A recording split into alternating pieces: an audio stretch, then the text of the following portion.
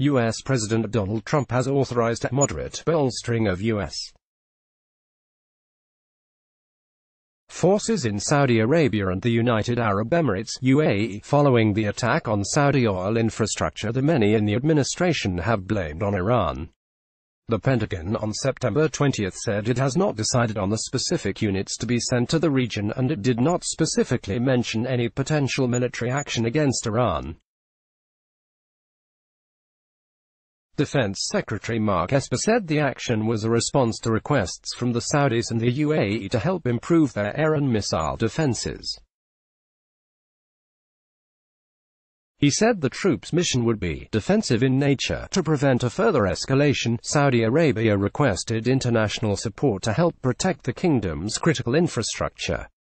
The United Arab Emirates has also requested assistance, Esper said. He stressed it was a first step and that he was not ruling out additional moves in the future, and General Joseph Dunford, chairman of the Joint Chiefs of Staff, said details of the deployments will be determined in the next few days. Esper added that Washington does not seek conflict with Iran, but that it would be prepared for any situation. In July, the United States said it was sending some 500 troops to Saudi Arabia as part of a broader move to increase its force in the Middle East following a spate of attacks on oil tankers in the Gulf of Oman that Washington blamed on Iran or its proxies. Tensions in the region soared again following the September 14 drone and missile attack on the world's biggest crude oil processing plant in Saudi Arabia, a strong U.S. ally and fierce regional rival of Iran. Riyadh and several U.S. administration officials, including Secretary of State Mike Pompeo, have asserted that Tehran was behind the attack. Iran-backed Shiite Houthi rebels in Yemen said they were behind the September 14 attack. But Washington and Riyadh have blamed Tehran directly.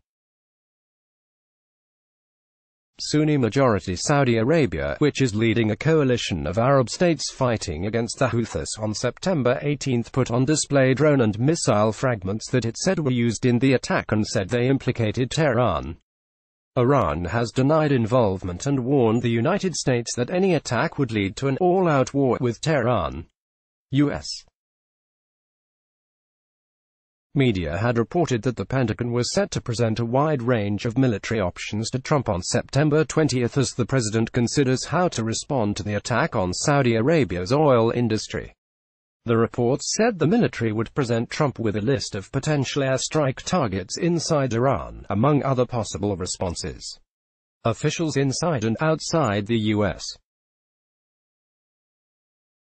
administration had said the response could involve military, political, and economic actions, and that military options range from no action to airstrikes or moves such as cyber attacks.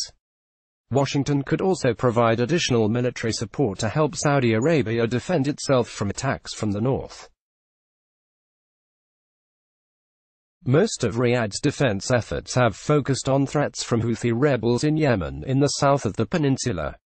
Earlier on September 20, Washington announced it had imposed another round of sanctions on Iran, including on its central bank and its sovereign wealth fund, following the Saudi attack. Describing the measures as the highest sanctions ever imposed on a country, Trump signaled he was not inclined to authorize an immediate military action on Iran in response to the drone and missile attack.